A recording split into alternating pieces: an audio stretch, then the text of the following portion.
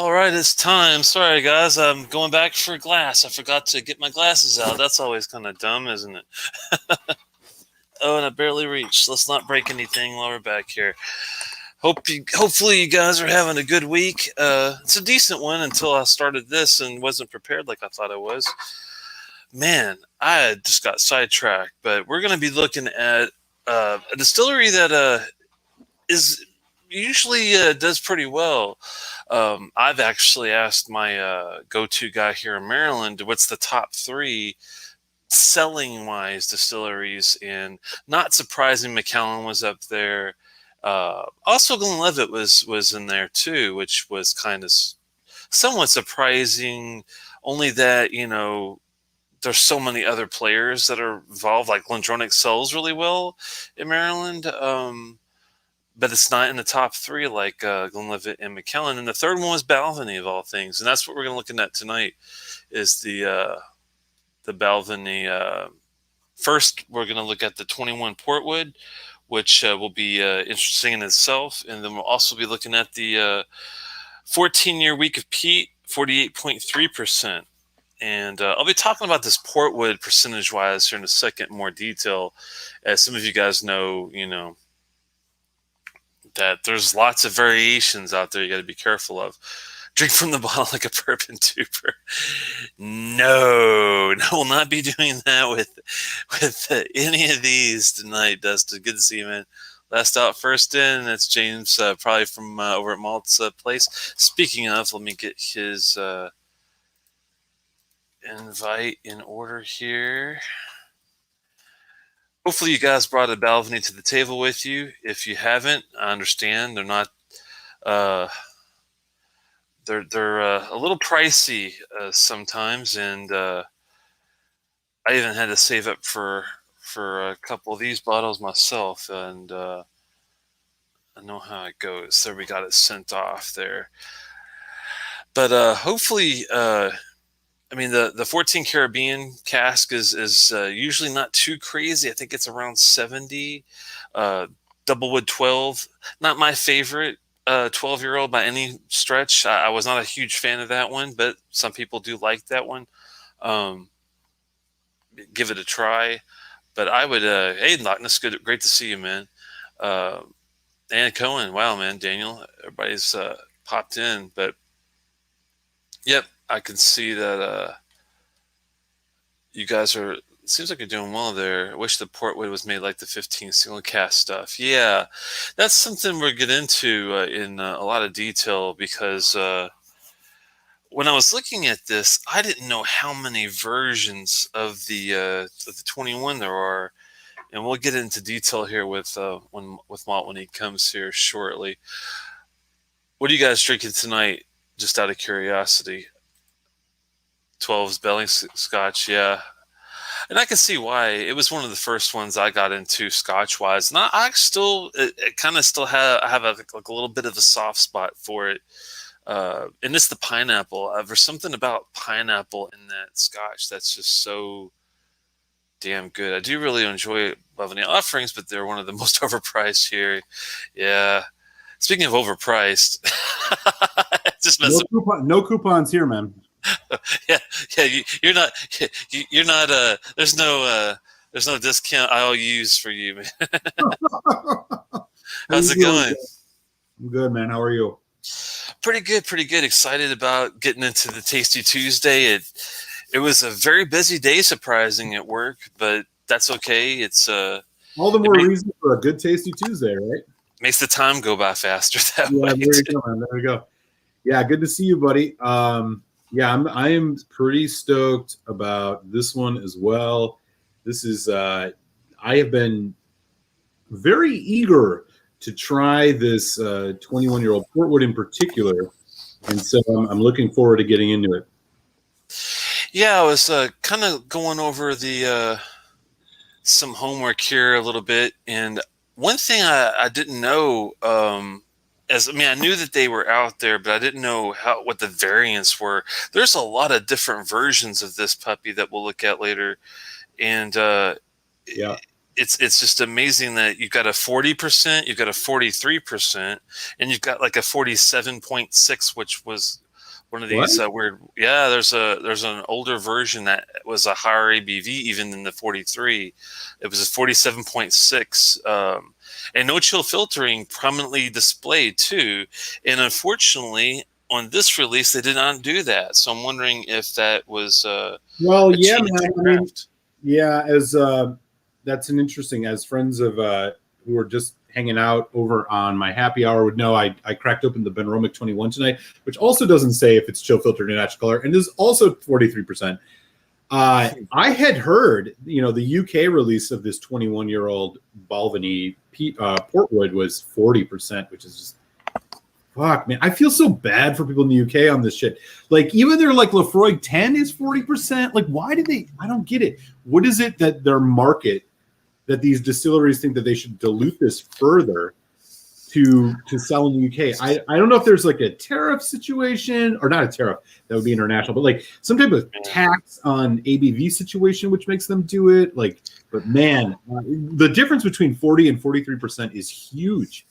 Huge. I agree. I honestly think that it's actually funny that Americans, I think, like the whiskey a little hotter than other countries in some aspects. I know it sounds crazy, but it not just with this offering, but lots and tons of different like releases. They always do the 40 over there in Europe versus over here. And I've heard, I don't know if it's true, that Americans just like a more ABV in their whiskey overall. I mean, it kind of makes sense for the cask strength stuff because that's, pretty much across the board. I usually feel like I do get a lot more flavor and a better mouthfeel out of a higher ABV. So I'm like a typical American with that, but I am surprised that the European would not want it to be. I mean, because there's lots of cask strength fans in Europe. My friend Hoagie is a huge Lagavulin fan, and he loves his cask strength Lagavulin. He's from Germany, so he never.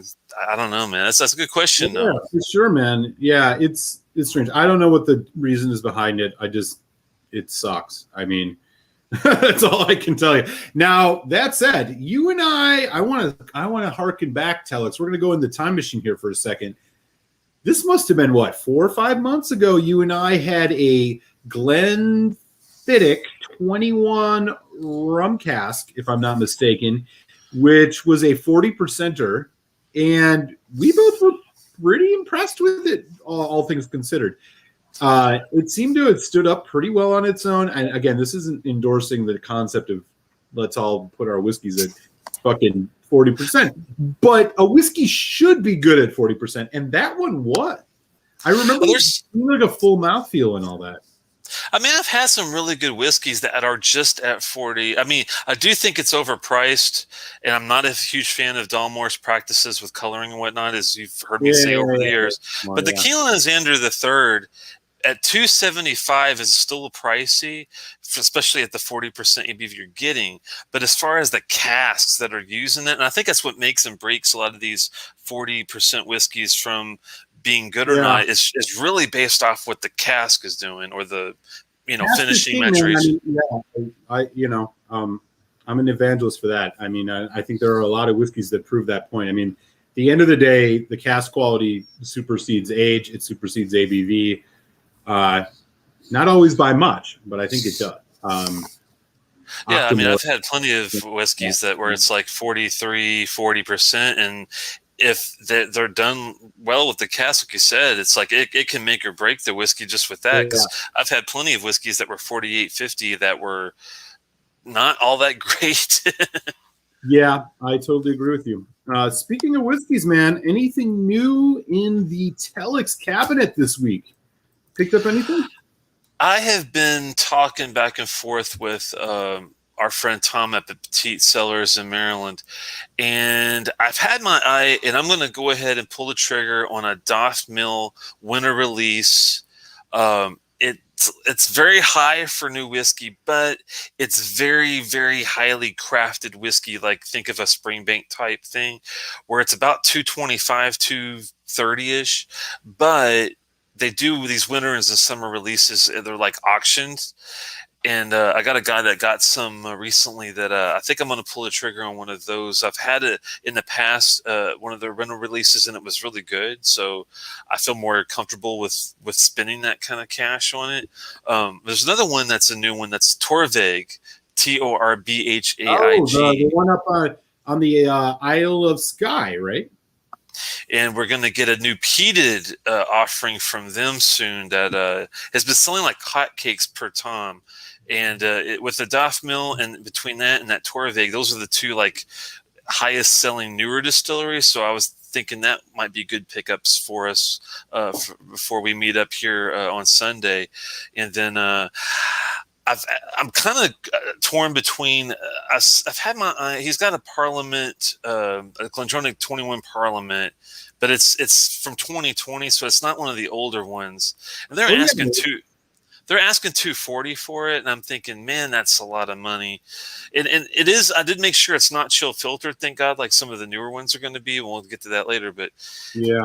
I'm still kind of like, man, 240 for a Parliament is just dude, crazy. get that overseas, man. You can get that overseas for $1.60. I was looking at that. I mean, you do have to get like it with a group of other bottles because they want to charge you like crazy shipping. Like, I think I saw $75 for just shipping basic, one bottle or however many. Yeah. No, hard pass. Yeah, no, I hear you though. And yeah, so anecdotally, a friend of mine, Tony, who may or may not be watching right now, picked up a Glendronach 15 Revival, and it was one of these new ones that's chill filtered. So it doesn't, how they say non-chill filtered natural color on the tube and on the bottle. It doesn't say anymore. It's got some other jargon, but he ended up getting one of the newer ones, which I thought was interesting that it got on the market that quick, because I assumed that, for the most part, you're going to be getting old stock at a liquor store if you find a Glendronach 15 or an Allardyce or something like that. And so, folks, keep your eyes open, man. If it doesn't say non-chill filtered natural color on the, I think it just talked about the natural color. If it didn't say non-chill filtered on that Glendronach, just know that they've changed this now, and that these are starting to show up here in the U.S. even. I had him go check it out because I wanted to make sure they were at least not the new ones. I was hoping that he had an old dusty 2015 back there or something. But really, and Dustin just hit the nail on the head. I mean, a 2020 is what you want. I mean, that's a 24 or 25-year-old, and those won't be chill filtered. But the 2021s, that's something I was actually thinking about. Is like going to this. Sorry, he let me double check something. I think he did say it was a 2020. 1 second. Yeah, 2020 is still what you want because Parliament is going to be getting older until 2022. But the thing about it is, are they going to be chill filtering the older Parliaments that they release? I don't know. Because I was thinking about that, because like this stuff was already like, are they going to basically like strip away some of the quality of these older Parliaments that are going to be released because they're chill filtering everything now, as opposed to just letting it run through its cycle like everything else did and then go back and then start chill filtering it? I don't know, but I think they're doing it fast. I have I think it's a 2019 or a 2020 Parliament, and it is non-chill filtered. This one is a 6/16 2020, so I'm going to pull the trigger, I think, on that one. Then, I would. That's going to be non-chill filtered for sure. Oh, yeah, I already had them made sure on the bottle, but at the same time, I did make sure the date was. I thought it had to have been older to be a good. No, because the Parliament is actually the last one in the cycle, right? So we've went through the 12s, we went through the 15s, we went through the Allardyce. The oldest Allardyce is 2019, and now it's reset in 2020. Parliament is still going to go for another 2 years, so you're getting a 24, 25-year-old Parliament there. That's what I'm telling him right now. Yes, I will take that and the others. He's got more than, I think he's got a few left. I might have to get I've got my own a Bladnock 25 too. I love the 15 Della. It's really, really damn good. They have a Bladnock Telia Della. I'm sorry, a Telia 25 there, which I've never tried it, and I'm thinking, well, if the 15 is that good, the 21 maybe it'll blow us away. Well, you never know with. I mean, it's a lowland distillery, but it tastes like a really good Highland or Space side that does great sherries, like a Glendronach. I mean, that's that 15 Adela reminded me of that kind of quality, that you would get off a Revival type of, experience. Yeah. And that's the thing. The Revival, I think that's the reason why. Another reason why it's so quick, because I heard that they were just selling those like hotcakes, even when they brought it back to the point where that's why they're able to switch it up so fast, because they were just running out of juice as fast as they can create it seems like. Yeah, definitely. Anything else new on the Telex bar? And I'm also looking at a couple other ones we've talked about, but that's between if I pull the trigger on that Adela, the Daphmil, the Torvig, and that Parliament, that would be pretty hardcore as it is. Oh yeah, definitely. Yeah. I've got a couple new things in since the last time we talked. These are like some kind of final purchases before my move. I'm leaving Philly, as I think I've told some folks. May 15th, I will be relocated to the Windy City of Chicago, Illinois. So we'll have a new malt studio there. I don't think it's going to disrupt any of our shows, but I'll keep you posted if it does. But I have picked up a couple things, Telex. One of them is the brand new. Go ahead. I was going to say, it feels like you just got comfy at that place. You just got there. I know. I live this nomadic lifestyle.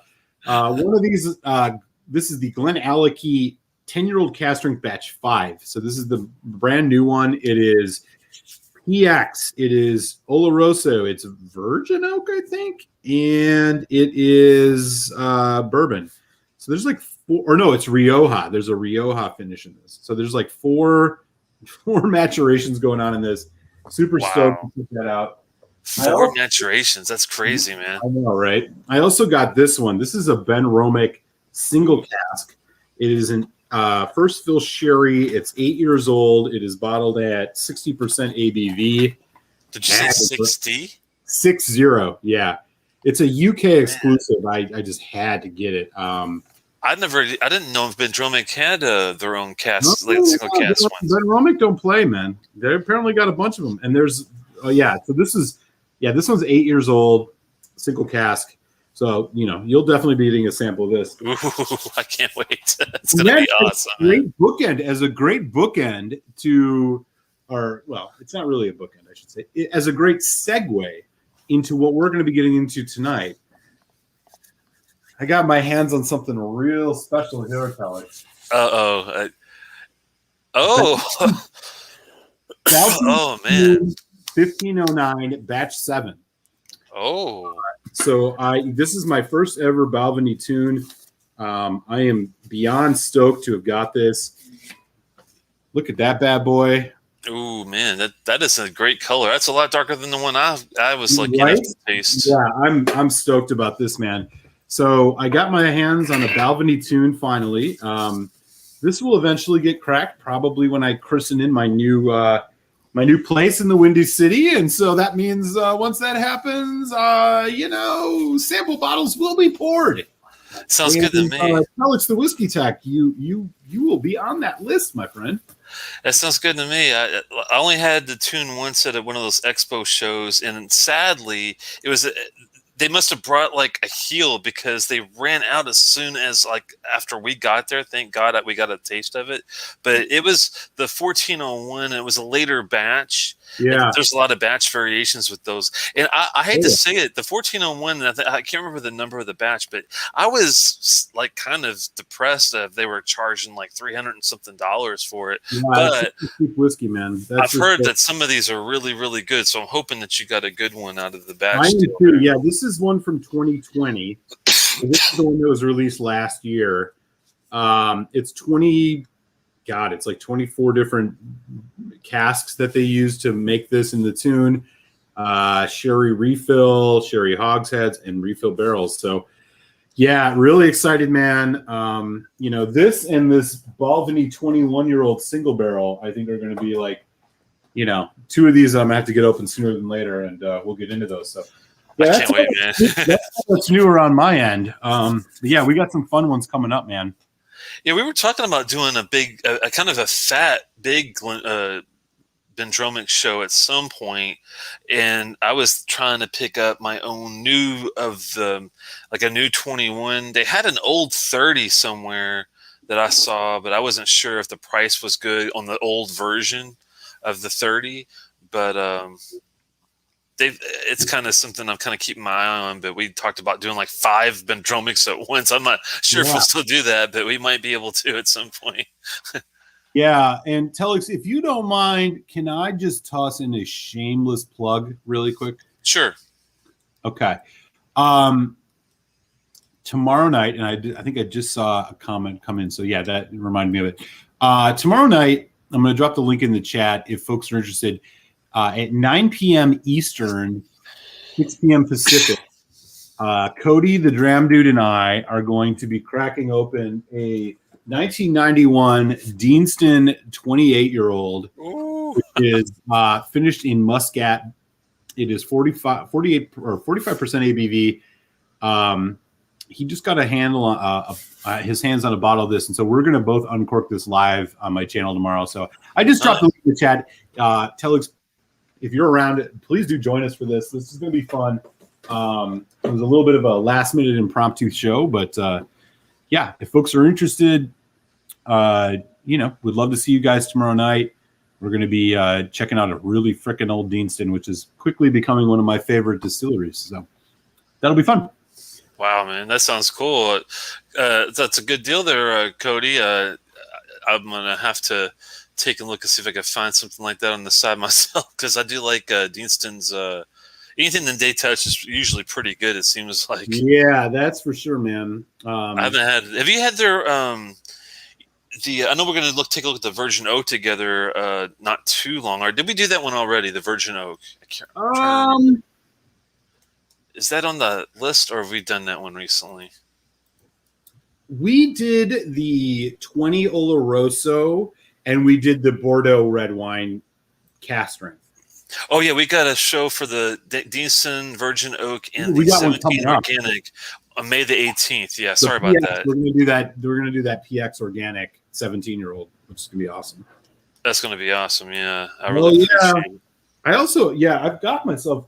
So I just got another Deanston coming recently. It's one of the Union releases, which is one of their like quote unquote exclusive to friends at Deanston or whatever. It's like a 7-year-old Fino cask. I got that coming. And then I also have this one, which we're going to have to get into at some point, the 23-year-old Oloroso. Wow, man, that's crazy. We're gonna have to and this is cast strength too, 50%. I'd love to try that and compare it to when we had the 20. Because I like the 20. The 20 was to me like a 4 out of 5, only because there was so much sulfur involved with it. And I don't get turned off by sulfur, but I have to be in the mood for a lot of it if it's a heavily sulfured sherry whiskey. Sure. So that's the only one I was kind of iffy on. So hopefully that 23, after a few more years, maybe it's not as sulfury. Yeah, I totally hear you. I have a bottle of that 22 in the 20-year-old as well. And yeah, that one it does have a bit of that sulfur thing, but what can you do? Some of them are hit, but on average, I've become a real big fan of Deanston. But enough about Deanston. Yeah, let's talk about Balvenie. So what we got here, Telex, this was your bottle. I got some of this poured in the glass. It's been sitting here for about 15 minutes. So I'm really excited to dive on into this 21-year-old Portwood frickin' Balvenie. What is the tape?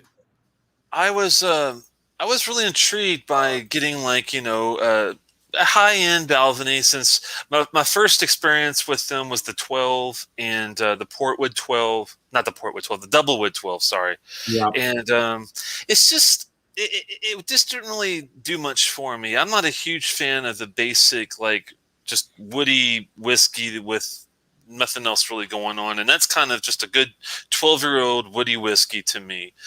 Some people love it and don't take my subjectiveness as I'm not being negative. It's just not in my wheelhouse. So I went and waited a bit, and then I had the Caribbean 14 at a bar, and that 14 Caribbean was what made me think, oh, this this is a good distillery. This is where I need to actually take another look. And then I was lucky enough to find the Doublewood 17 year, and Mm, that was much better of a whiskey than that 12. The just a five, it's crazy, but 5 years makes a huge difference with a 12 to that, yeah. uh, that difference. And then I was lucky enough to try the tune, which it was good, but it just didn't knock my socks off like I thought it was. But those expos are really tricky when you're doing that. And the only other one I had was I was lucky enough to have the 17 and the 14 older version of the Week of Peat that we'll be taking a look at. This is going to be the new version. They had a couple old ones from like 20. I want to say 2002, 2003. They had a couple weeks of Peat that they did, and 14 to 17 years were the two options. And I did like it at the time, so I'm looking forward to looking at that one here later. We're going to start off with the Portwood because it's just not a good idea to do peated whiskeys first. Yeah, This one's a I'm in lot agreement lower. with you on that. Yeah, I'm in agreement with you on that. Yeah, my experience with Balvenie is pretty similar. I had the 12 double wood, which yeah, I found enjoyable, but it wasn't anything I ended up buying again. I did the first one that I really enjoyed was the Balvenie Caribbean cask, which I thought was really tasty and done, like the rum added to it. It didn't overpower it like that Glenlivet we had a couple months back. Since then, I have had the 12 Oloroso Sherry or the 15 Oloroso Sherry single cask, which I absolutely love. And it really depends on, some of them are first fill, some are second fill. You got to look at the color. I have a first fill. I really enjoy it. I had the Sweet Toast of American Oak, which I enjoyed. Probably not going to be a repeat buy. Other Balvenies. So yeah, I have that tune that I just showed you, the batch 7, and then I have this 21-year-old single barrel here, which I have yet to open. But the Balvenie that really did it for me was the 12-year-old single barrel. And I believe you and I may have tasted that sometime back, if I'm not mistaken. I had the 15 single barrel on my own bottle a while Well, I was back. like a 12, And, the bourbon one. Remember the bourbon? and you and I had the 12 bourbon one after that. And I didn't even mention that 15 single barrel. That was awesome if you get the dark version of that. Yeah. And that 12-year-old single barrel that you sent over, that was outstanding. So I mean, the only one that's ever disappointed me was that basic double wood 12. Really.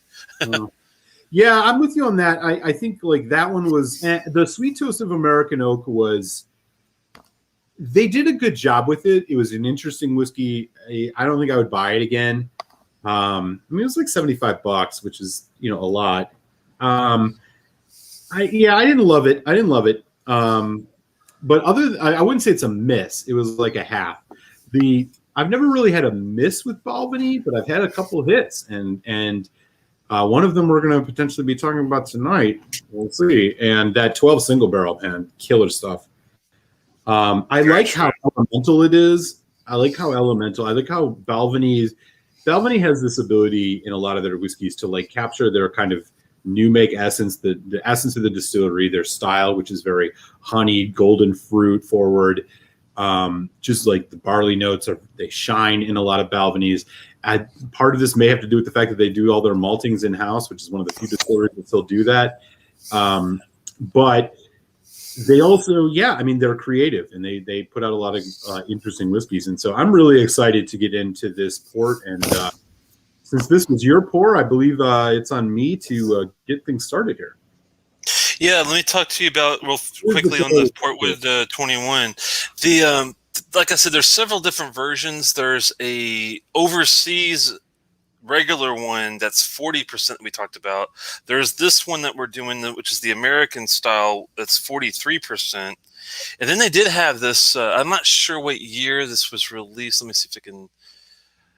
I don't think they have a year. I think it was around 2016-ish. 2015 to 2016, they had a 47.6% no-chill filtration version. That I would love to get my hands on. And it specifically says no chill filtering release on the canister itself. And this one's in a box. That's a big difference too. If you see a can version of this. Typically, it's the no chill filtered version at 47.6. It probably runs a crazy penny because this one right now still runs about 220 to 230 on cost. So that's not a cheap whiskey, but that other one's probably going for, I'm assuming, 400 to 500 at this point, if it's that, much stronger and at that even more craftsmanship. But yeah, I mean, they are better crafts than other distilleries when it comes to doing their own thing, which I do appreciate. This is going to be, let me get the specifics on this particular version. It's going to be the 43.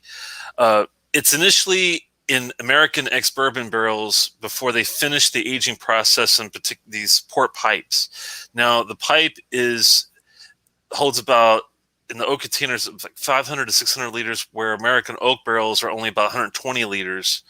So it's a lot smaller of the barrels that they're using than a typical container, it sounds like. And from what I was reading, and I'm assuming this is the case, it's kind of strange, but most of the maturation is in the oak. It's only really, I think, matured in this for a few months in the port pipes. Because the way it's worded, I'm not sure if that's because if they left it in, longer, it would be too much, or, how that works. But and I can't tell if it's ruby or tawny port, but at that age, you would think it would be old. But if it's only a few months in the port, it could be ruby. So I guess we'll just see what it has to taste. Ruby. Yeah. We'll set to see what it tastes like. Hopefully it's ruby, because I do prefer a ruby port than a tawny, but that's a whole nother thing. Yeah. But that's pretty much, unfortunately, they're not really, they are big on the craft, but as far as coloring and chill filtration on this particular box, they don't tell you, so I am a little suspicious. All right. Well, here's what the color is looking like. Yeah. I mean, that's what we're looking at. This is a 21-year-old Balvenie Portwood. You said 43%? It's got nice viscosity. Okay. It's not a runner, we'll say, because usually you get those thin whiskeys, it gets to be a bit runny on the sides. This one holds fairly decently. So the nose is screaming port to me. Blackberries, blueberries, raspberries, all the berries. There's like a vanilla note to it. A lot of berries, a lot of vanilla, almost like a vanilla yogurt parfait type thing, There's some spice too. I can't quite figure out what it is. I mean, it seems like it's maybe even like ginger. Yeah. It's funny because I did get the fruit right away, and then you went toward the vanilla, and I was getting that spice kick in my nose, and I was thinking, what is that? And as soon as I thought ginger, that's when you picked it up too. Yeah, kind of like a pickled ginger. I mean, the thing that and there's some citrus, like acidity to it too. The thing that I'm noticing the most here, it's a very kind of fresh and vibrant whiskey, which belies its age to some degree. And I don't know, we'll see if that's a good thing or not, but you know what I'm saying? Like it's quite fresh. Stephen was saying that was a travel retail exclusive, it sounds like too, which makes sense. Hopefully it's not $500. Right. That's crazy. Yeah, there's just a creamy berry quality to the nose on this. Oh man, I'm getting a lot of deep purple fruit. Yeah. Nice. Let's get chat if any of you have had this before. Yeah, Dustin I remember him saying, I think last time we were talking about the show, that he thought it was an overpriced whiskey. At $220, we'll have to really take a look, at what we think as far as if it's worth it. Donner Passage jumped in. Balvenie. You're breaking up. You're breaking up there, Eric. You froze up. But boy, that's single. Let's see if he gets back. All right, am I back? Not yet. Oh, maybe better. There we go. We my Might be a lighting thing or something. All right, I thought we're good, I think. Yeah, I lost you for a hot second there. Sorry about that. No, you're fine. I think you're back. Yeah, I was just commenting that you do get some of that distinct Balvenie notes in this, which is the kind of like the barley, the sweet barley, the honey, but there's this creamy berryness, and it's very kind of subtle. You know what I'm saying? Like there's this nice kind of creamy, just like medium toned berry note to this. Getting more of the now some of those bourbon barrel notes are coming through, and after all that kind of dissipates, I'm getting some of the caramels and the little bit of a touch of leather, not much, but just enough to make it interesting. Yeah, good call there. I was going to say it's kind of like a wood varnish shoe polish thing, but I think leather is probably more accurate, or like dark tobacco. Yeah, it's quite nice. Getting like a really nice nose. Getting like a what is that? That's the tobacco. Got it can't got into like kind of a dark chocolate kind of a note off the nose even. I'm getting much more of a tobacco than a dark chocolate, but we'll see what happens on the palate. I'm ready to go in for a taster. All right, cilantro, man. Well, happy Tasty Tuesday.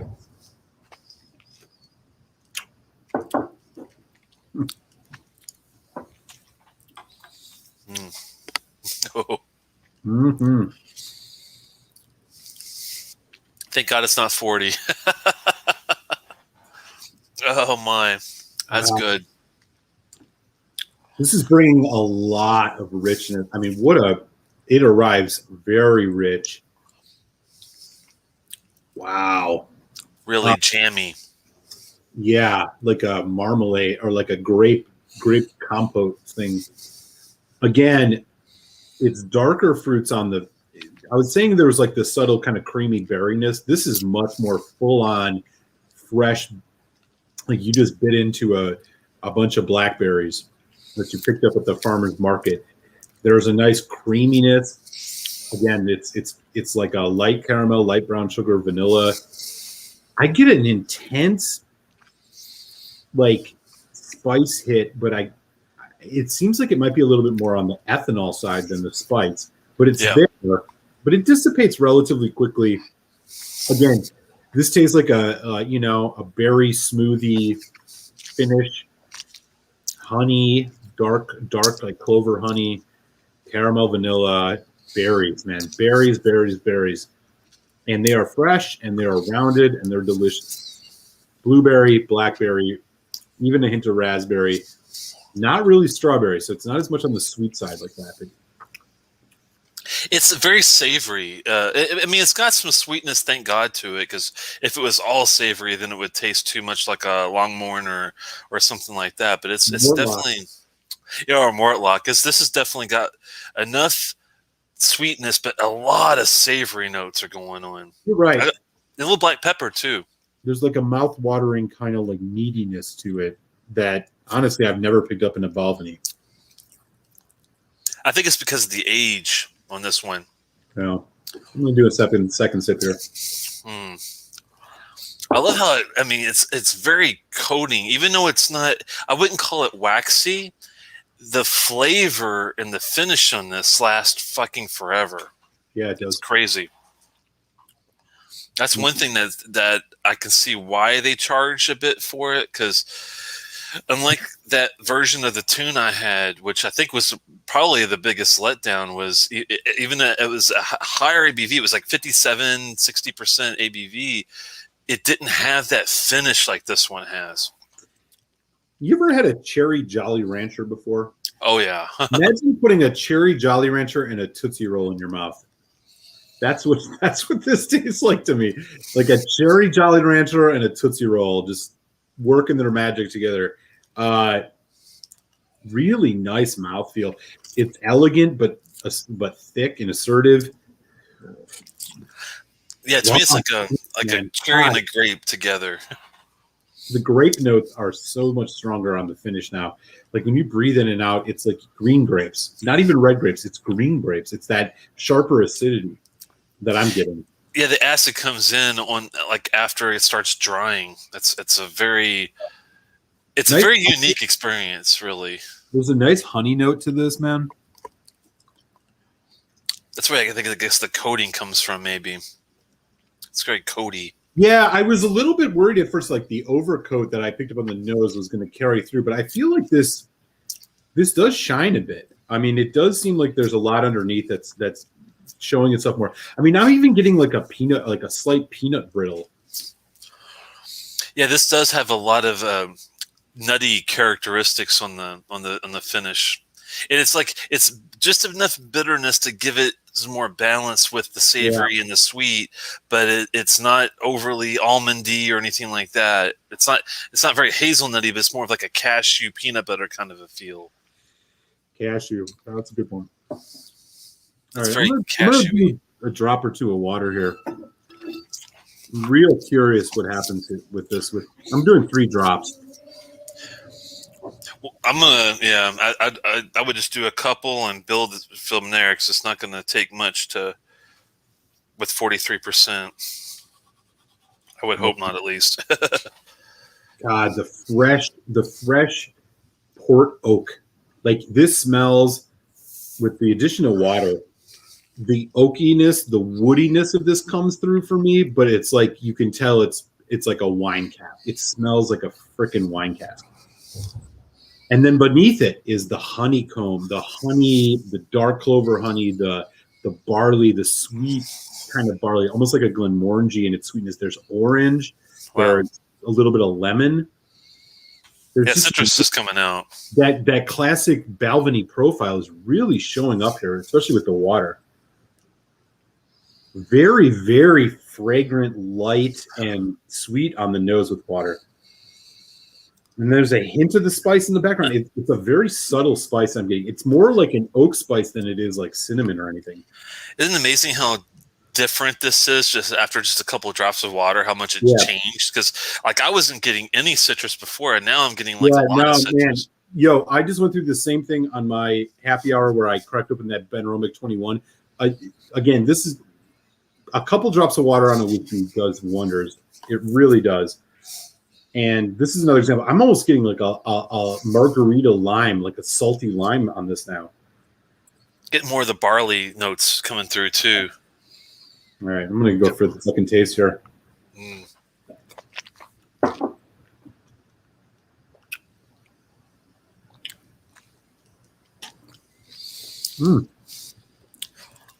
Ooh, spicy. Yeah. There's like a aggressiveness to this that I guess I just wouldn't expect at 43%, 21 years old with port wood, you know? Yeah. There's a little like it's not like peat, you know, but it's like oh man, you know, to be honest with you, man, the nose is better with water, but the finish seems to have taken a step back with water. It seems to be much more cloying now. I don't know if you're getting the same thing. I got like this mouthful of it's unbelievably smoky for being no peat. Yeah.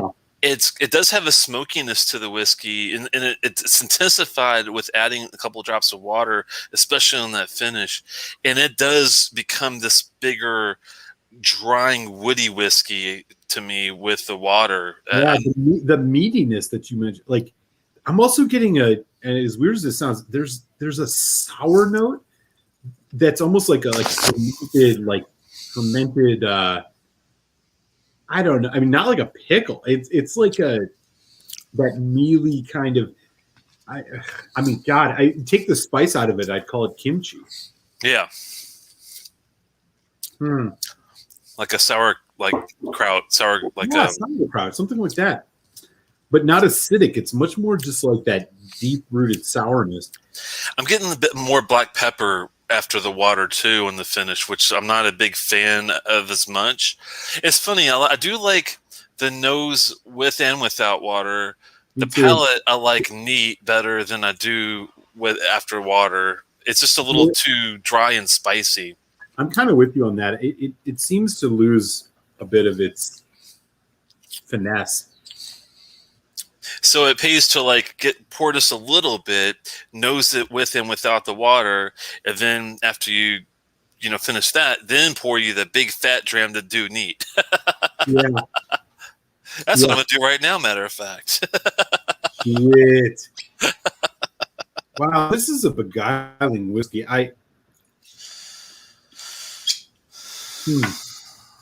Wow, man. It's a really nice, like almondy white chocolate finish. I'm telling you, neat was a better experience all the way through. I liked the nose better with water, but boy, it does lose a little bit.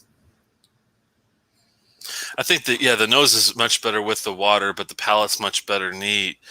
The You ever had a biscotti before? You know, biscotti? Oh yeah, I love biscottis, man. Yeah, this is definitely that in a glass. A really good, like with like a grape toast on the side. Wow. Like it does have some mocha stuff. It's got like a hint of espresso mocha in there too. It's like I took like a biscotti and like a grape jelly on a toast. Totally. The chocolate is so much more prominent now. Like, I love the mouthfeel of this.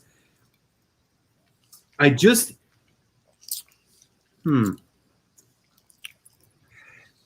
it's changed so much, man. I mean, 10 minutes ago, I was prattling on about the medium berry cream thing. Now it is much more like white milk chocolate, dark chocolate. You said espresso. There's that. There's almost like and then these more dark fruits. It's changed so much, but there's that lime acidity to it, which I feel like is a little bit misplaced. There's the orange too. I mean, like this has changed a lot just in the few minutes, that we've been drinking it. I adore the palate of this neat, though, man. The mouthfeel is fantastic. The palate on this neat is unbelievably good. It's weird how long the finish is without the water. Oh my god, it lasts for like as long as any Lagavulin 16 finish I've ever had. It's that good. My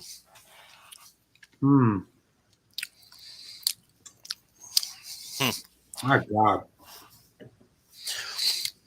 I nose it, and I'm like, that's great. And then I'm like, well, and then that first couple seconds that it hits the palate is just euphoric. And then from there, it gets a little more complicated. But like, there's that like 3 seconds of bliss that you get when this thing hits the palate. That is just killer. Man. That dark chocolate note gets better and better after every sip too. It kind of builds. Yeah. I'm still getting I was hoping it would turn into a mint, but it's not. It's still like an ethanol bite. There's still like an alcohol like sharpness to it. I don't know if you're picking it up differently, but I can't quite find what that should be other than ethanol. Like, it's not necessarily pepper for me. It's not it definitely has a bit of a bite for the 43%. It definitely tastes like it's 46 to 48. Yeah. It definitely does have that bite going on. I agree. I don't get any mint like a mint cookie or anything from it, but the fruit is so strong that the grapes and the currants and the blackberries and all that jam is just so strong. It kind of, I guess, it keeps the mint away. Yeah. That's one thing that this doesn't really have much properties of. If you're an herbal fan, it's not going to have that. Agreed. And there's not much in the way of like floral notes in it either. If you're looking for, I'm not to say this is not a well done port whiskey, but if you're if you don't mind spending a little money and you want to get a really solid, the best port whiskey I've ever had next to that Laphroaig Port Carriages 13 was the a Springbank 19 that was a port cask, but it was also at cask strength. And there was only a few hundred bottles of this stuff, but you get it for like $280 when it was released. It probably goes for a lot more now. But I'm sure they release, if you can get a Springbank port cask matured, that's a high age like this, it is going to have more of the herbs you're looking for, like basil. There's some like thyme in there, and I was getting that off that 19. I don't get that from this one, but this one's got a lot more of the fruit, and I think I still think it's ruby because it's sweet enough where it's not overly like twangy or dry. And that's what I get from tawny port usually. It's real kind of a tart, and it's usually really dry. This is nice and sweet and round, and that's why I think it's like a few months in those port pipes, and I think it is ruby port that they're probably using. I'm guessing at that. I could be completely wrong, but that's my feeling from it, at least. That's fair. God, there's like a whipped cream thing going on too. All right. Yeah, are you ready for final thoughts? Go ahead, man. Okay. This is a really interesting whiskey, man. It's super enjoyable. It's challenging in a couple ways. But then it's also simultaneously somewhat simpler in that, like I was saying, that first couple seconds on the palate is just euphoric. At the what did you say? It was around like 190 to 220. It was about 220. Yeah, I mean, as somebody who as I always do, like I usually will bump it up 0.25 or knock it down 0.25 based on cost. I think this is a knock it down 0.25 for me. I quite enjoy it. I would love probably another sampler of this. There's something disjointed about it that I can't quite put my finger on. That, like, I don't know. It seems like there's this alcohol bite, which I can't make heads or tails of. I just expected a little bit more of, like, from Balvenie especially in the non-peated, like, I expected it to have like no bite at all. And this had like a strange amount of bite to it. And that's not necessarily a bad thing, but I feel like for a 21-year-old and what it's aged in, it just surprises me a little bit. That said, good whiskey. I mean, it's an enjoyable whiskey. I'm not quite sure it reaches the price. I'm gonna go 3.5 on this. I think this is a really enjoyable dram. As you mentioned, there are some port whiskeys out there that I think, could rival it. I would love to do this against the Quinta Rubin, to be honest with you. As weird as that sounds, I would love to do a side by side just for the comparison. But this is an above average whiskey. I think the cost is a little bit intense, but you gotta, if you really, really love a whiskey like this, it's worth it. There's just a couple things that are maybe like preventing me from going to a 4, and I think part of it is it seems like it lost a little bit of its coherency with water, but man, that doesn't take away those first couple seconds on the palate are euphoric. I just wish it lasted longer. Yeah, I'm gonna sit 3.5 out of 5 on this one. I hear you, man.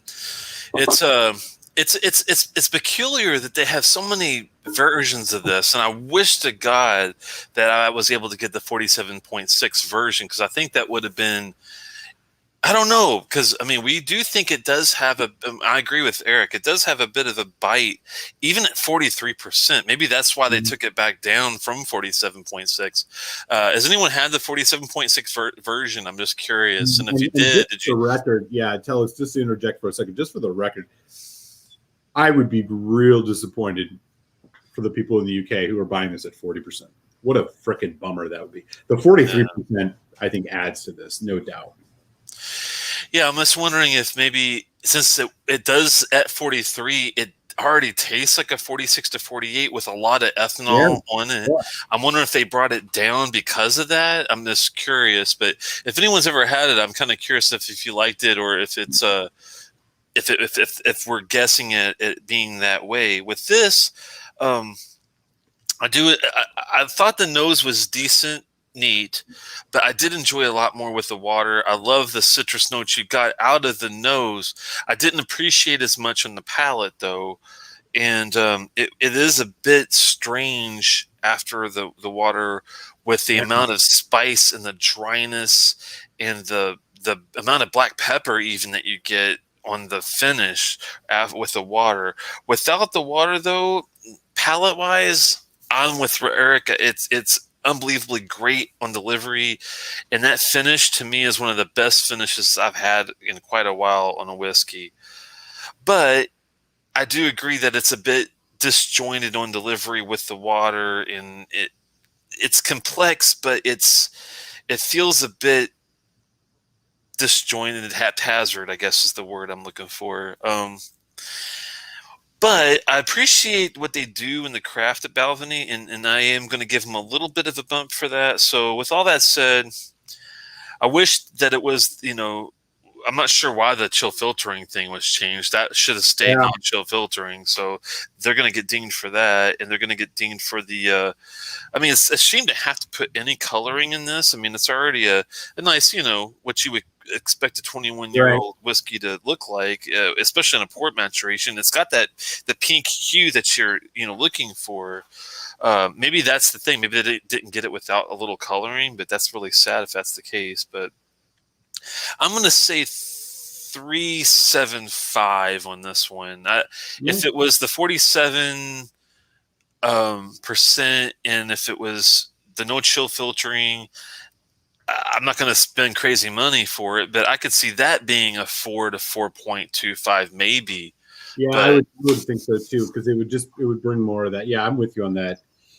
Yeah, totally fair score. And Telex, on my show, and you're going to be getting a sample of this soon because we're going to be doing a Ben Romick show. I cracked open the Ben Romick 21, which is also 43% first fill sherry. I also found it in the fucking 3.5, 3.75 range. Like, it wasn't a mind blower by any stretch. And I don't know if it's because of the ABV or just the style, or maybe it's just what we've ran into tonight. But I mean, first of all, 3.5, 3.75 are good scores. But I think that there's just something a little.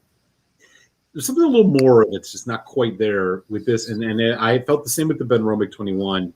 We'll see where these go as we go down, but that's a 3.5 from Malt Muser, a 3.75 from Telex, and that's the tail of the tape on the Balvenie 21-year-old Portwood. We got another Balvenie coming up in hour number 2, so I hope folks can stick around for that. We are going to be checking out the Balvenie Week of Peat. This is a 14-year-old peated Balvenie, so that'll be interesting. Yeah, I was going to say before we move on, on this, I lost my train of thought, but I don't have buyer's remorse, even though I did give it what you might think it would be a low score for 21. I am thinking it's a little high on the price. I wish it was more of a 180, 175. Yeah. I would have felt better about the buy, but it's hard to find a really good, decent, and this is a good, decent 21 for under 200. It's just really tough to find anymore. How would you compare this to a Glengoyne 21? It's funny. I was just going through yesterday. I've got a little spreadsheet that I've started to keep with our. Not that I'm huge on scoring. He's got a spreadsheet. Not that I'm huge on scoring or anything, but I thought, you know what, I better start keeping track of some of these higher end ones. So if I ever want to, if someone asks me, hey, what do you think about the Blair Athol, their high end stuff, I could tell them, well, I gave it a 3.75, for the 12 Flora and Fauna bottle, and I don't have the 23 yet, but eventually I'll put a score on that. But the Glengoyne 21. To get back to your actual question, I gave that was a bump up. That's a 4.25. So I thought that was like a bit solid on the. I remember that one having just more complexity in general, and it was great with and without water, and the craft was a little better, I think. Okay, cool. What about you? I've only had a sampler of it. I mean, I don't know, not to be a Debbie Downer here, but I was I liked it, but I still felt like it hovers in that 3.5 range. I think that like uh if I compare it to this Balvenie, which one would I rather drink? I'd probably grab the Glengoyne, but not by much. And this Ben Romick, as I was mentioning earlier, like is kind of right in that range too. Like they're not the Ben Romick 21, the Glengoyne 21. They're not world beaters. I don't know if it's just because they should bump it to 46 ABV. I mean, I can't imagine that would do any damage to it. That would help. Yeah, right. But in the case of the Ben Romick, which we'll get into sometime, so I don't want to belabor this, I feel like maybe the 43 did a little bit of justice in that Ben Romick is such an aggressive whiskey.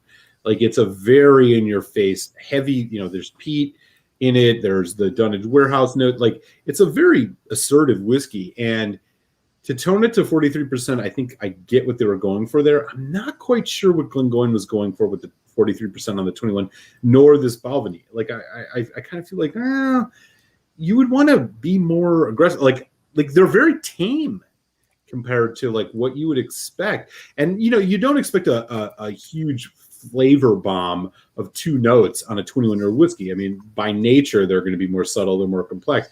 But I do think that there's there's just a little something missing. And I don't know. We'll see. Yeah, like the Edgedour 21, I thought was the perfect crafted whiskey. Like exactly. I got my ABV, I got my age, I've got my notes, I've got no coloring, I got no chill filter. 21 that we did last week blows any of these 3 that we're talking about out of the water. It's not even close. I mean, it's like apples and oranges. No doubt. The just comparative on craft, like I think the Glenfiddich I gave like a 3.75. It's a good rum cask whiskey. Yeah.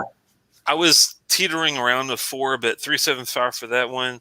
Most of them I hover around, 4s usually. The ones that have been kind of like on the higher ages, well, Scapa doesn't have a 16 anymore. The Glosna was like the oldest one I could get my hands on. It's only like a 3 out of 5. The Space Side 18 was a 3.75. That's the Spay 18 that we did a while back. That was not. It was okay, but it was only like a 3.75 for me. Like for me, 3.75 is barely above average. So you got to keep that into account with the way I'm kind of looking at it probably a little different than some people. They have like the 10 to 100 like range, and to them their average is around like 85 maybe. To me, it's like 3 out of 5 stars. So it's really hard to judge. Right. And if I was going to put this, one on the 100-point scale, this is 84.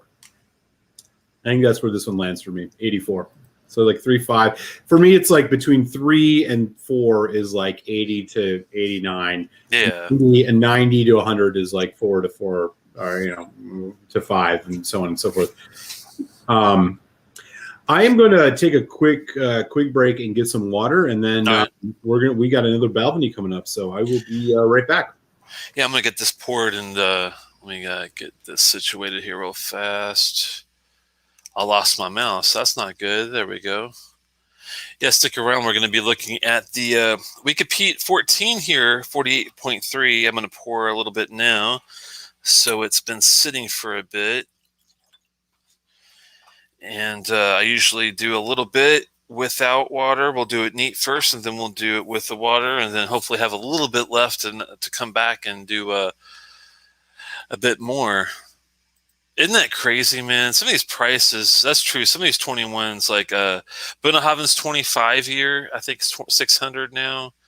But that is 25 versus 21. But the Macallan 18, like I was lucky enough to get it for like, I say lucky, but it was like $320, and I thought that was high. I've seen it recently for like $400. I'm like, that's crazy. Absolute craziness. Jaggery rum cask. Oh, I'll have to try that one if I ever see it. Thanks, Peter. I'm always up for trying the new stuff when I get a chance. I will treat Balvenie as someone is offering, but I don't buy it, and I only have the 15 because it's 2016. Yeah, it's on the pricier side of stuff usually, but if I'm going to have something on my bar and keep it on a regular basis, I think the 14 Caribbean is a reasonable price. I don't think that's Classic cut 2017. Yeah, that's pretty crazy. I'm going backwards here. This and I hesitated on the 21 cast strength. Wow, you should have jumped on that big time, man. That is nuts. At this point, McKellen is better buy than Balvenie. Wow, I'm not sure. I don't know if I'd go that far, man. They're both pretty rough on the price point. Peat bottle at least says it's non-chill filter, but nothing about coloring. Okay, we'll have to keep that in mind when we do the old score. New Aaron 18 sherry is way better than Tamant 18 and probably close in price. Better than the Buna 18? Ooh, I don't know, man. I like my Bunenhaven 18, but I'm sure it is way better than a Tamant 18 every day of the week. Let's bring it back in here. Buna 18? Yeah. He was saying that the new Aaron 18 sherry cast is way better than the Tamant, which I would agree with. It probably closer in price, but better than the Bunenhaven 18? I don't know, man. That's like a special whiskey to me. Well, I'll try it. I would love to. Oh, yeah, I'll definitely try it. I haven't had the Aaron 21. The Aaron 21 is quite good. Really interesting on the Aaron 21 is it kind of arrives pretty coy and subtle, and then the back end of the development and the finish just kill. It's amazing. That was my whiskey of the year for last year. That's how much I like the Aaron 21. No, so fuck. Oh, there you go. I haven't tried the 18. Have you tried it yet? I have not had the 18. No. We got to put that on our radar at some point because that new. I mean, anything new I've ever had from them, like that Bothy dude, was solid. Yeah, the Bothy. Yeah. Did you? I think you had another new one recently, didn't you? Besides the 21 and the Bothy, or was that only two? The Bothy was the one that did. Yeah, I'm dropping actually my review of the Bothy's coming out on Friday. Cool. Yeah, I love that whiskey. I do love that Bunenhaven 18, man. I haven't had it since the old box version. I know they're doing like twos, I think now. But Buna 18 don't play, man. That is a great whiskey. Great whiskey. Wow, I'm falling behind here. Speaking of more great whiskey, you ready for some more Balvenie? I think I am. Right. So we got another Balvenie coming up for you guys here tonight. This is the Balvenie 14 years old Week of Peat. For 1 week every year, Balvenie makes a peated whiskey. This one in particular is from last year. It is non-chill filtered, and it says so here on the bottle. 48.3% ABV, 14 years old. Let me just take, it's got a little booklet on it. This is part of their story series, which is like same with the Sweet Toast of American Oak. And then there's another, which I'm forgetting. It's like a 26-year-old something. In any event, here's what it's got to say. Eager to experiment with the Balvenie profile using what he learned from the recent trip to Isla, distillery manager Ian Miller ordered a bunch of Speyside peat for his kiln for 1 week a year. Balvenie distills a bunch of peated malt, resulting in the rich whiskey, blah, blah, blah, blah. So this is the Week of Peat. So we're literally looking at a peated Speyside Balvenie, non-chill filtered natural color, 48.3%. This retails USD around $95. So it is, not overly pricey, but still carries a bit of a price tag. Here's what the tube looks like. Now, there are earlier iterations of this. There were called the Peat Week, I think from 2002, 2003. They've changed the name to the Week of Peat, so on and so forth. So we are looking at a peated Balvenie here. As I said, 14 years old, non-chill filtered, natural color, and 48.3%. That is the tail of the tape on Balvenie. And it comes in the signature amazing Balvenie bottle, which I think is one of the best looking whiskey bottles you can get.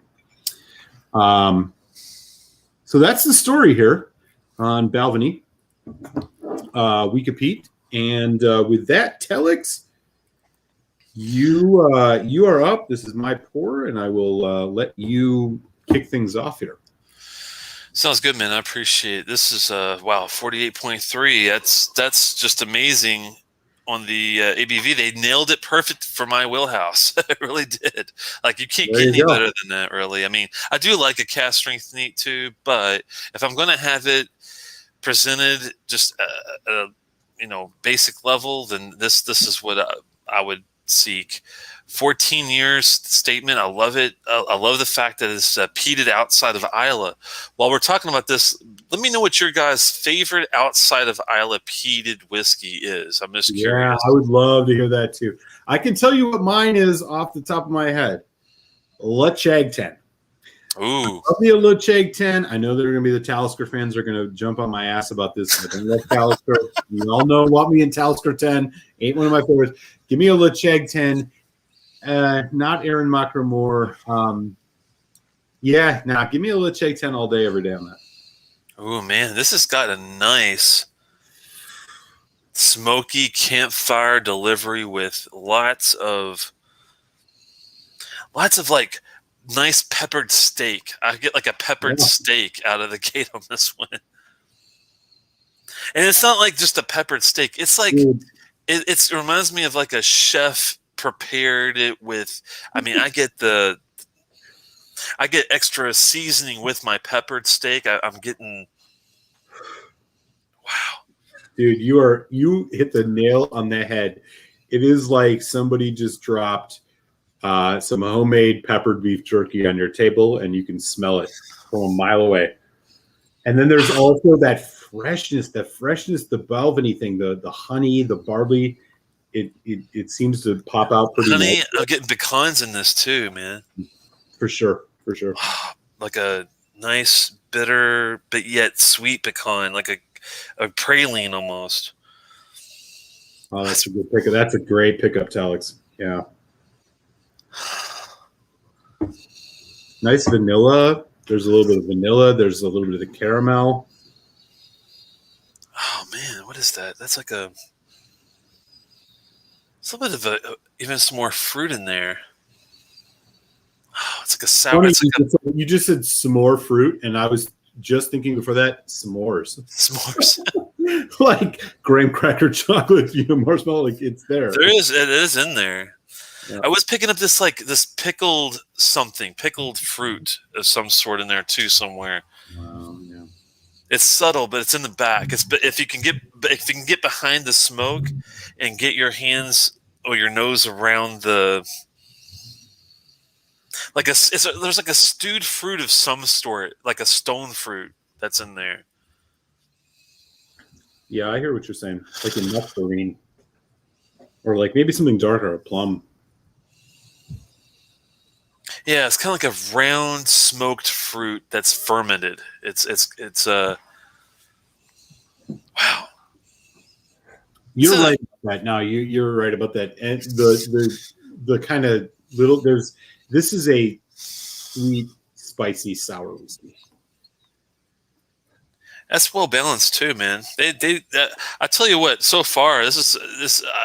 I'm not going to say it's my favorite non-Isla peat, but Balvenie does usually do a really good peated whiskey. I'll have to say.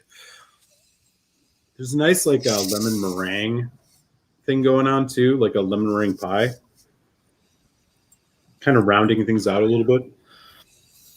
I just can't get over that. There's also like some sandalwood and some cedar in this too. Mm. It's like some slightly smoked wood going on. Yeah, you're hitting the nail on the head on that, man. Yeah, absolutely. Almost like smoked fish. Yeah, it's got like a smoked chub. Who's got some smoked chub in the fridge? It reminds me of like a smoked sardine. It has a smoked sardine. Yeah, totally. Like an anchovy, almost like salty. Like those really good smoked sardines you get with sushi sometimes. You ever had those They have the crispy, totally. The crispy salmon sushi. That's what it reminds me of, man. That's pretty good. All right, I gotta have a taste. I'm like, I almost snuck a taste in there earlier because I couldn't hold myself back. Cheers. Cheers. Mm. Okay. Mm. Wow. Okay. That has got some really nice I get like this seaweed, kelpy, briny. It's like a seaweed, kelpy, briny. But then this wave of like caramelization comes. Yeah, the bourbon. That's that bourbon cask for sure. Boy, that peat hits hard on the palate too. This is not. I mean, I don't know what the whatever ppm is for whatever that's worth, which is, in my opinion, next to nothing. Let me see. Spicy whiskey, man. The effervescent peat on this is intense, in your face, and it may mask a little bit of ethanol. Oh man, this is 30 ppm, and I do think that that's legit, because this reminds me a bit of 30 is where you get to your basic like Lafroy 10, Ardbeg 10 area. Yeah. This has got that level of peat to it, which is really nice. And I know Eric thinks it's bullshit, but I don't know. I do think there's a bit to the ppm level on peat. I'm not saying it's the important thing of whiskey, but I do think that if I tell you 5 ppm versus 30 ppm, it'll definitely tell you what to expect with the phenol peat level of it. Yeah. Do you get like a dried seaweed? Like you said sushi before. There's an umami savory quality to this big time. That is like you just went to the, you're eating at a really like an Asian restaurant, like dried kelp. Yeah. Korean almost. Kimchi. The spice is just. This reminds me a lot of one of my. We're lucky enough to have a really good sushi restaurant that's authentic Japanese, the real deal. And this has got the soy sauce in it. It's got the kelp. It's got the seaweed. It's got the umami flavor. And it's loaded with the really beautiful smoke. I mean, that's one thing I do like about this a lot is the smoke level. Not just the peat itself, the ppm and all that's separate. The smoke is actually a higher level than the peat to me on this one. Yep. Andrew Page has got some in his glass right now. He said dried kelp is good. Yeah, definitely, man. Wow. He's absolutely right. If you're into Asian food, good Asian food, you can't help but notice the similarities here, man. I mean, how are they not? I mean, if Balvenie was smart, man, they would have this paired with lots of Japanese dishes. I could see myself eating edamame with it. I could see myself. Yeah, absolutely edamame. The salt with a little bit of that saltiness on the edamame. You're absolutely right. Oh my god, dude! It's killer. I'm gonna go in for a second sip. I went back to the nose, and I'm getting even some like rice and stuff. Like, I mean, I'm sure it's half psychological because we're talking about all this Asian fusion, but it does really have those qualities with the. And I also want to mention, like, there is a really nice honeyed apple note to this. Like, it's not caramel; it's honey. It is like a drizzled honey over a baked apple.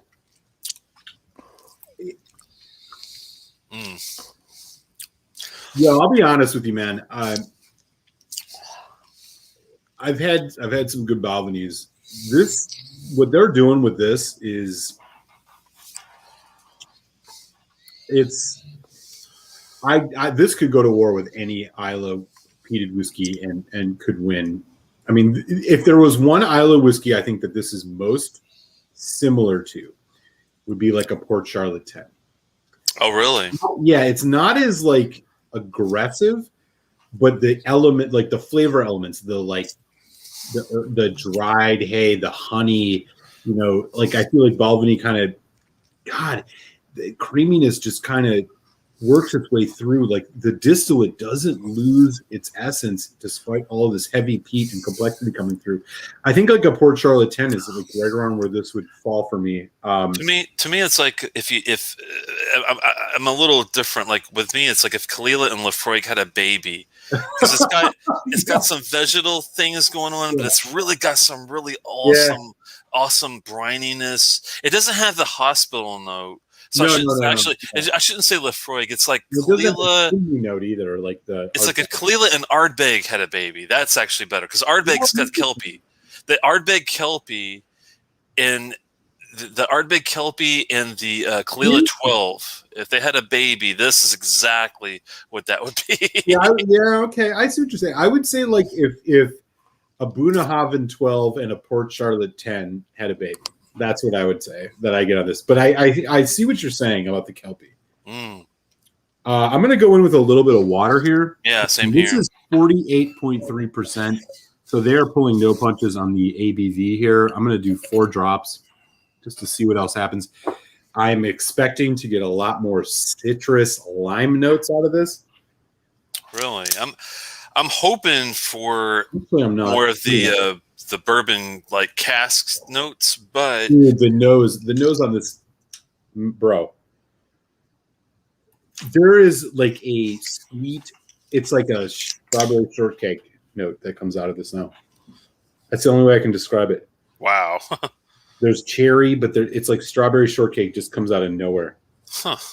And it's still in the backdrop of a spicy, gingery, like generic maritime honey.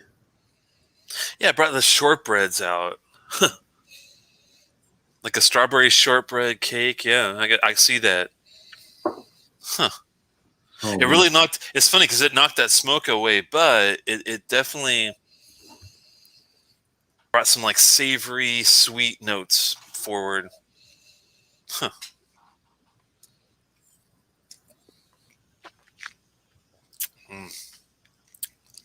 Creamier. It's creamier than more vanilla. I think I put too much water on mine. I should have got my pipe out, but it's still it's enjoyable. What do you think after the water? Did it do much for you?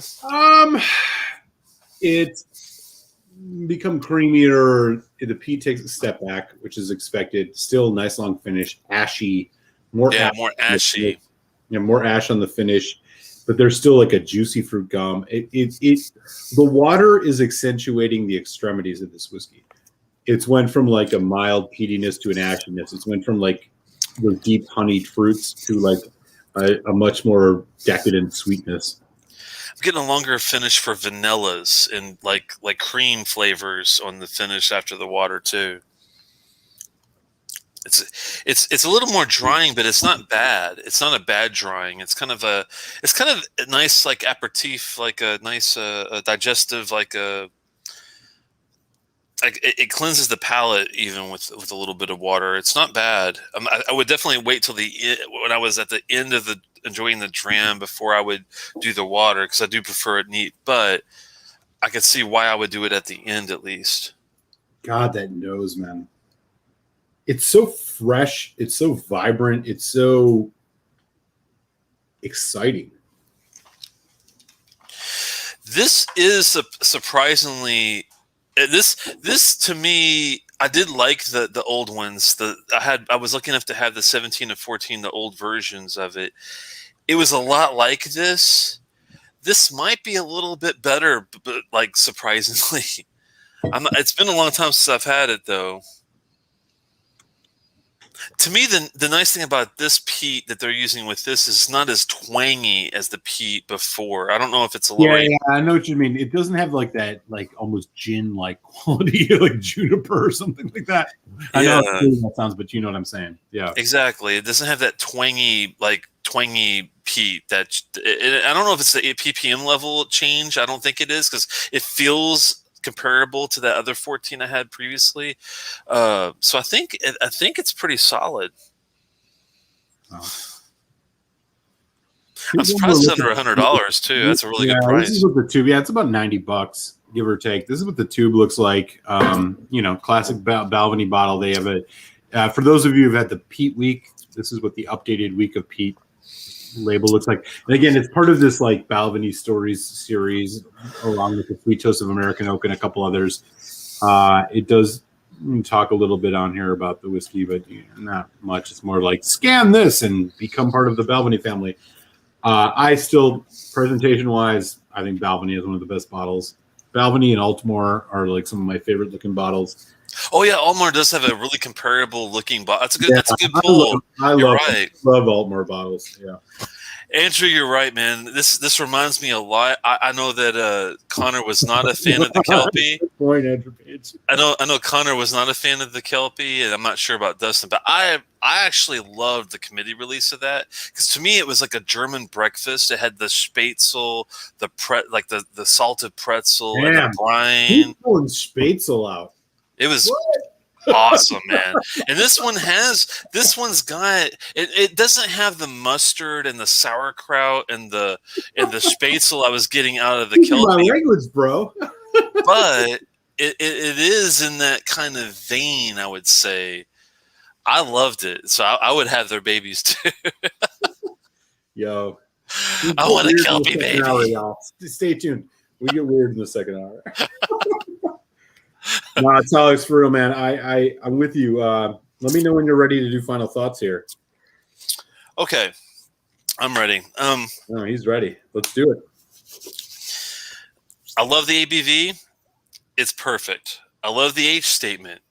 That's pretty spot on perfect. I mean, of course you want it to be as high as you can get, but 14 is a solid year. It's not 8. It's not 3. It's above 12. You can't bitch, right? So you got that going for you. The truth. It's not chill filtered. Well, fuck yeah, that's what we want to see. The coloring thing is not a huge deal to me as much, and I agree with Eric. I would much rather have it be no chill filtering and add a little coloring. That's fine with me than the vice versa. With that said, it's a good, neat. It's really solid that way. I do like the water a little bit at the end after I've already I'm done enjoying the several drams I've had of it. I'm at the end. I want a final dram. I might add a little couple drops at the end just to get a little bit of different finish, but I don't have to have it that way. It's solid. It's great peat choice. It has a great, even I can sense the barley in it. It's got a nice craft. It feels like comparable to like a Springbankish type of whiskey in that regard. But the only thing that I'm kind of like iffy on is it doesn't play well with the water until like you're kind of done with it. So you got to be careful with the water on it. I might have added too much though. That could be partially my fault, but it's still really enjoyable. I like the everything but that coloring thing, but taste-wise, it's great. It is Balvenie is one of my more favored non-Islay peated whiskeys that I've had. We'll talk about that in a little bit about what you guys pulled out of your hats on your favorite non-Islay peats, but this is one of them. It goes well with the other peat weeks that I've had before previously. I'm going to give it a pretty high. I'm thinking it's definitely above average. I don't really factor the value, so I'm going to go at, I think also a 3.75. I think it's right along the same lines. I mean, of course, there's aspects of the 21 that I like better when it comes to like the fruit and the finish by far. The finish on this is pretty good too. Maybe I should come down just a little bitty bit. I'm gonna say 3.5 on this one. Righteous. 3.5 from Telex.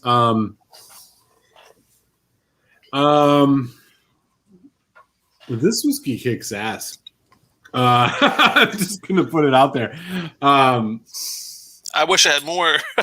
Yeah, well, I still got some. I am really impressed with this. As Telex was talking, I was thinking about the like cardamom and like Indian spice notes that I'm subtly getting on this, the fragrance. I think this is a standout whiskey from Balvenie. Like, I think, again, for a distillery that doesn't do peat more than once a year, I think this whiskey absolutely kills it in terms of This is better than most. I would put this up against any peated whiskey that I am a big fanboy of. The complexity is second to none. Non-chill filtered, perfect ABV, less than $100 or right around $100 for a 14-year-old age statement. I think the only thing that holds this back for a peat head is that it's not raw. It's not that raw, elemental, Ardbeg 10, Lafroig 10, even Lagavulin 16. This is more like a Lagavulin 16 than it is the Port Charlotte 10, Lafroig 10. Like it's not raw and elemental like that. It is sophisticated. It is complex. It is delicious. I am a serious fucking homer on this. I am 4.25 out of 5 on the Balvenie Week of Peat. I think this is a must-have whiskey for a peat head. I think this is a must-have whiskey for a Balvenie fan. I think it's killer. It's killer. Gotcha. Yeah, I'll sit at 4.25 out of 5 on this. So I'm bullish on this, but I think for good reason. Okay. So there you go. So final scores are on the board. Balvenie 21-year-old Portwood 375 from Telex, 3.5 from Malt. Balvenie Week of Peat 4.25 from Malt and 3.5 from Telex. Place your chips where they need to. These are both some divine whiskeys, and Telex, we've had another great show of Balvenies. This is our second Balvenie show, if I'm not mistaken. I think so, and if not, we should do more of them. That's for sure. It's that Balvenie 15 single barrel, man. That if you can find a dark one, that's another really solid, great whiskey. Yeah. And coming and eventually, what I think we'll do for the next ones, I have a 21-year-old single barrel right here from Balvenie, which I think we should get into at some point, and then I have the Balvenie Tune Batch 7. So we'll have another Balvenie show for folks probably in the next couple months, or in the next 6 months. That'll be really exciting, man. I'm looking forward to another Balvenie show. This is our second one.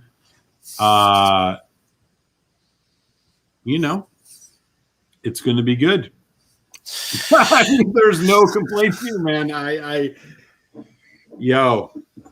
I'm pouring another dram of this because I hear you. Fuck the world. I poured another one myself because I was like, oh man, I do love this neat, this 21 I could drink. I'll be honest, I did not expect this to be as good as it was. I really didn't. I feel like Balvenie's normally a hit more than a miss. We talked, Sweet Toast of American Oak. We talked about some of the Balvenies that we've had, but I'll tell you, man, I did a show a while back of the big 3 10-year-olds on Islay. Lafroig 10, Ardbeg 10, Port Charlotte 10. The Ardbeg was 4.25. The Port Charlotte was 4. The Lafroig was 3.75. I think this is maybe if you put my foot to the fire, it ain't an Ardbeg 10, but boy, it is a Port Charlotte 10. Yeah, I think it's that good. What are you guys? I asked earlier. I was trying to find this. If anybody answered, I don't think I saw anything. What's your favorite outside of Islay peat that you like the most?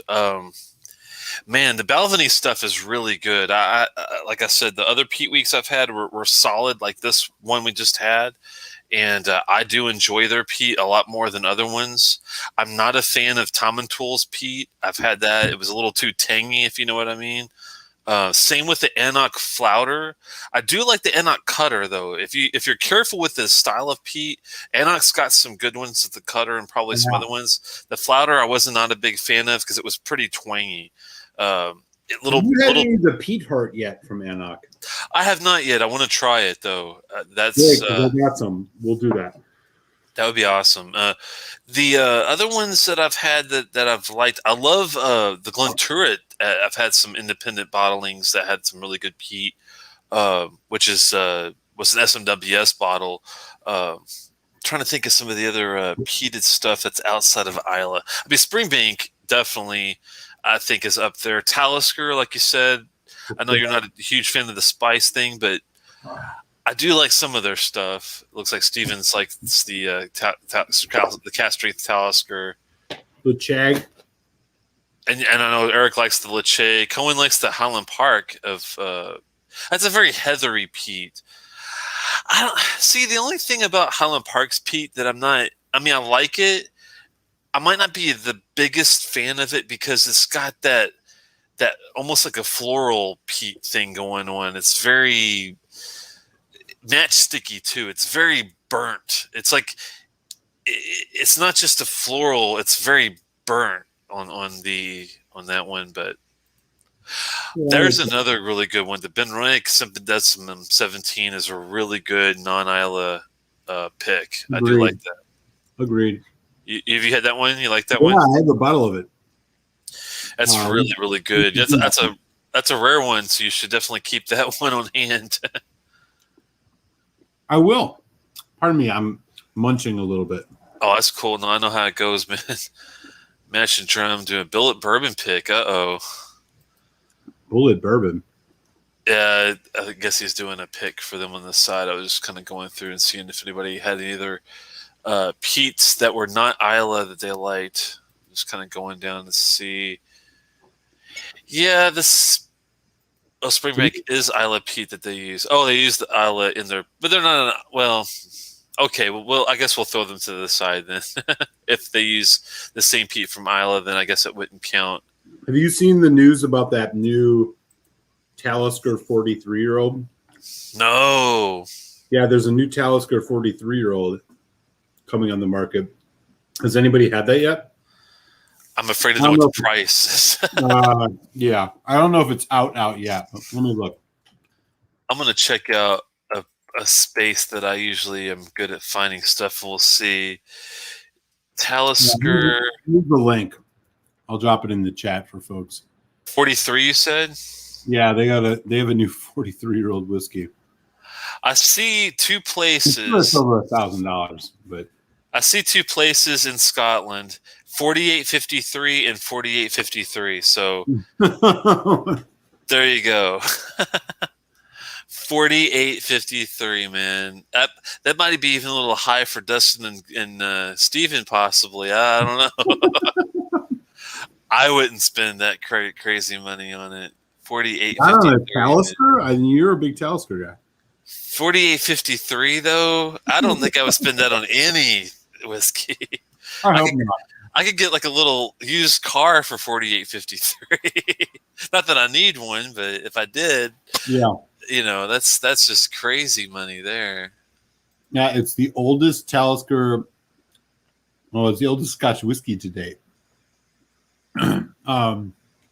Yeah, 43 years old. Yeah, it's going for nearly $5,000 US. Is it the old Expedition? Is that what they call it? The old Expedition Oak Island? Yep. Okay, yeah, 4853, man. That's just crazy.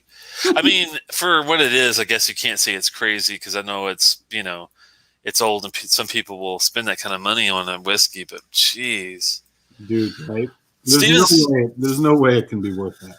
Steven's right. I do love the Emirate, what they do, and we're going to be looking at the Emirate together. Steven, I told Eric to make sure that you're on that show when we do the Emirate Atama peat, the port. But they do have some really good peat, but it probably is Isla if they use Scottish peat, I imagine. Mm-hmm. It definitely tastes pretty damn good, I have to say. Yeah, for sure. Balvenie, yes. Very good funky peated Scotch from Edgewater. And Edgewater is one of my favorite distilleries right now. So far, the Edgewater 21 is my Scotch of the year, I have to say. And the Balvenie stuff, I've had a number 4 Oloroso Balvenie from Edgewater, and that was great. And it wasn't even aged, and it was still really good. Dude, that Edgewater 21 that we had was that last week? Yeah, that was out of control, man. That was Yeah. Unbelievable good. I mean, hardly any sulfur at all.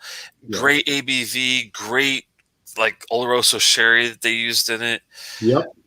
No chill filtration, no coloring, no bullshit. Just there you go. I don't need it's a little. The funny thing is, look at all these canisters and boxes back here, and the one that we're talking about is this little sad red little can here. Yeah, man. Those are always those are the ones you got to look out for. That is the whiskey to beat this year, and I have yet to find a whiskey that will beat this guy. I don't think it's going to happen, but you never know. I'd love to see it. If anyone has a whiskey that's a distillery bottle that's aged, that's at least 18, 21 years, let me know if you think it'll beat that one, but I just don't see it yet. I need to get with Steven on trying to get a Talisker that's a cast strength aged one. That might do it, but man, it's tough to find. Dude, that Edgedower was, I mean, you talk about like next level whiskey, and I feel like that is one of those whiskeys that like no matter where you are in your journey, it was going to blow your mind. You know what I mean? Like it was just one of those whiskeys that like, it has the great combination of accessibility plus just like serious quality that you were just, there's no way. The only reason I can think of a whiskey drinker not being ready for that whiskey is the high ABV. If you're used to the 40, 43, if 48 is really high to you, then you got to be careful. But if you're already used to drinking 50, 55% whiskey, that is a no-brainer whiskey where you should just lock yourselves in like the alien from the old movie and just drink it, man, because it's that damn good. Someone's asking if Lacheg uses Isla Peat. I don't think they do. I think they have their own at Tobermory, don't they? Yeah, I don't know the answer to that either. That's a good question. I mean, yeah, I'm not sure if they're importing that or not, actually, but if they are, more power to them because they're kicking ass. True. Talisker has a gimmick that makes it more expensive. They use some wood staves from ships that navigated the Atlantic. Whoop-de-doo. Whoop-de-doo. Like to say you gotta say it really high pitched with falsetto, and you have to wave your finger around. Whoop-de-doo. Yeah, man, it's like a Benny Hill skit, Oh, the rails are coming off. I used to. It's fun. It's the funniest thing, man. I was like 5, 6 years old, and I had my own little TV, a little black and white TV in my bedroom, and I would pump in the Benny Hill at late night, dude. My parents probably were like, "What the hell are you watching?" Yeah, he was like replayed on Comedy Central all the time and all that. Like this was like back on PBS. This was like back on broadcast PBS, like back in like the 80s, like before 81. Yeah, crazy. That's too funny, man. Oh man. So what do we got lined up? What do we got coming up next week, Telex? We have a Laphroaig Sherry Oak tin that Eric has found that I cannot wait to get my hands on. We're going to meet up Sunday. We're doing the new Laphroaig. Yeah, I'm going to try to get another pickup tomorrow so that when we meet up, I might be able to add a few more to it. But we're going to meet up Sunday and do a little salsa exchange. But we're going to do the Sherry Oak tin and the Kyrgyz 2015, the original organic barley that they used that year. It should be a great Laphroaig show on 5/4. And then we're going to do I want to let Eric talk about the 511 show, which is the Japanese one. Yeah, we're going to do some Japanese whiskeys. So in the first hour, we're going to do what I think is like not only a very accessible Japanese whiskey, but it punches way above its weight. And it's the EY 45. And then the second hour, we're doing a single cask 12-year-old Fukano. That is going to be so fun because, we got to mix things up a little bit. Yeah, I hear you. Fukano, and especially if there's anybody here, I think Cohen was in here. Some of our West Coast folks. Yeah, he's in here. like, dude, you can find these Fukano single casks all over the place on the West Coast. I'm excited because They're awesome, man. They're I'm awesome. I'm excited because I do love Japanese whiskey. It's my only thing I like outside of Scotch that I would even consider getting like heavily into. And the ones that I've had, like the Hibiki, I've been lucky enough to have the 1721 and some of the what do you call it? I'm just drawing a blank on the Yamazaki 18 and some of those before they got like over crazy-fied as far as bloated pricing. And I love the Nika, like the coffee green, the from the barrel. I love a lot of those whiskeys. And I've had a newer one. It starts with a K. It's like Kaiko. Have you heard of that one? Yeah, I know exactly what you're talking about. I have a bottle of it. And I'm excited to try to find some newer Japanese distilleries that are not already like oversaturated, over marketed, just in your face. So these two sound like it'd be fun to get into. Yeah, they're going to be great, man. And you're going to really, really enjoy, especially the Fukano. I think you're going to really enjoy it. That's 511, and then we're going to look at the Deanston Virgin Oak and the 17 Organic PX on the 18th, and then we'll close out with the Compass Box Show, which will be really, really fun in May. Hell yeah. Spice Tree Extravaganza and the Peat Monster Arcana, which would be really fun to take a look at. That's going to be awesome, man. So if folks haven't yet, give Telex that subscription. Hit that thumbs up button. If you want to, if you haven't yet, subscribe to Malt Muser Whiskey Reviews as well. Telex and I are heading into, we're well into year 2 here, Telex. And despite me, I'm going to be relocating. It'll only be an hour behind, so it's not going to change our format. And we're going to be continuing our Tuesdays live shows all week, every week into 2021. So it's going to be a lot of fun. I'm looking forward to it. Stephen was kind of giving me an iffy on that new the Lefroy. He was saying that Sherry Oak, that Kenny and John, that's I think that's Mead Mule. Is that? I think that's John. Oh yeah. I opened it last week. I opened it last week on my happy hour. You can go back and take a look at that if you want. But I'll be curious what you think. I won't say anything else. I'll be curious. Okay. Yeah, I'm curious because now I'm feeling like I might be sad. No.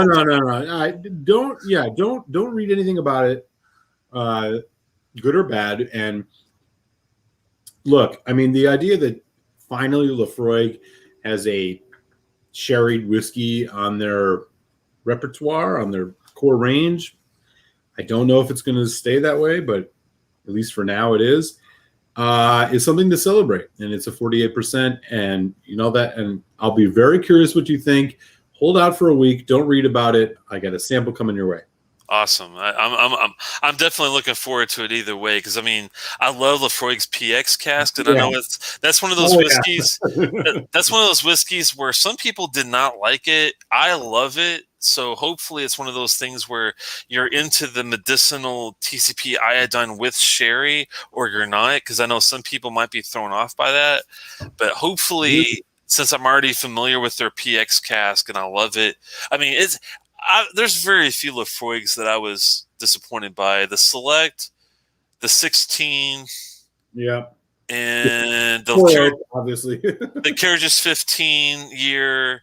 Not the 2015, but the Carriages 15 year, and that 4 Oak. I've heard 1815's iffy, but it's really best to go and try it yourself, like Eric said, because if some people might just be thrown off by a couple of notes they just don't really enjoy it. But we'll see how it goes. I agree, and I think it's worth noting, especially when it comes to Lefroy, that they have been missing a sherry whiskey for a long, long time. And the fact that they're even putting this out is exciting. Now, I don't know if the price is there. And, Telex, you and I will go through a sample tomorrow, next week.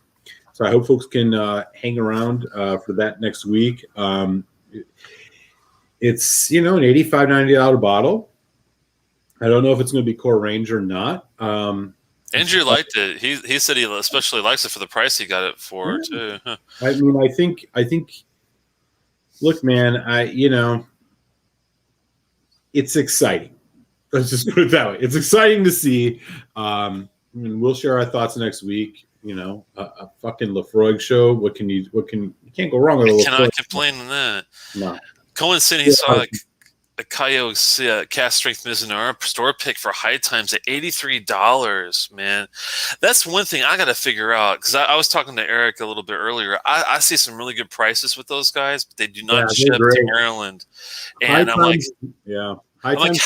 how do you stop? Because I order whiskey from California all the fucking time. How in the world does one store just decide, okay, we're not going to ship spirits to Maryland? They're just one of those stores, man. I remember when I was out in Los Angeles last year. What was that? October, November.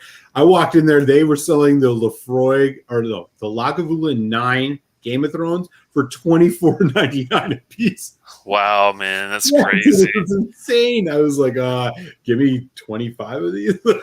I should have just bought them all. Yeah, they're a great shop.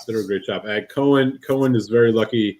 That's down in Costa Mesa, so just south of Los Angeles. Very lucky to get access to that.